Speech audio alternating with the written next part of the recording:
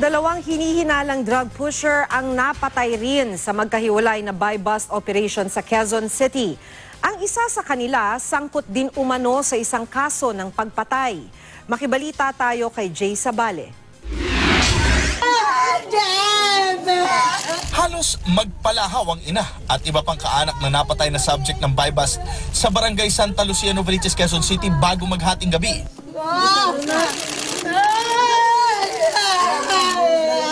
Aminado sila, gumagamit ng shabu si Jeffrey David na tinatawag nilang Jeff Tattoo. Pero sana raw hindi umabot sa patayan ng operasyon ng mga otoridad. Pero syempre lahat naman po may pagkakataong magbago.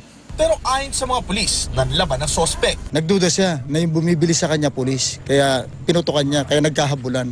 Kaya po umabot na tayo rito sa area ng Station 4 dito sa Novaliches. Sangkot din daw sa pagpatay sa isang alias Cielo ang sospek.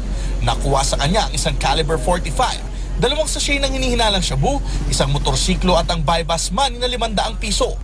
Dead on arrival naman sa Quirino Memorial Medical Center ang isa pang target ng buy-bust operation sa West Point Street, Barangay E. Rodriguez.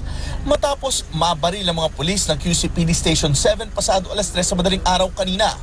Bago mabaril ng mga pulis, binaril daw nito ang pulis na nagpanggap na buyer na mabuting hindi tinamaan. Sa katawan ng tama ng sospek na kinilalang si alias Edgar. Ayon sa mga pulis, nakabili sila ng halagang 500 piso na shabu. Siya ay nasa watchlist ng Station 7. Mayroon kaming mga natanggap ng informasyon, no? Galing din sa yung mga nahuli namin na mga pusher, no? And then, pati na rin po sa mga neighborhood, no? Yung mga tao na kung saan siya gumagalaw, no?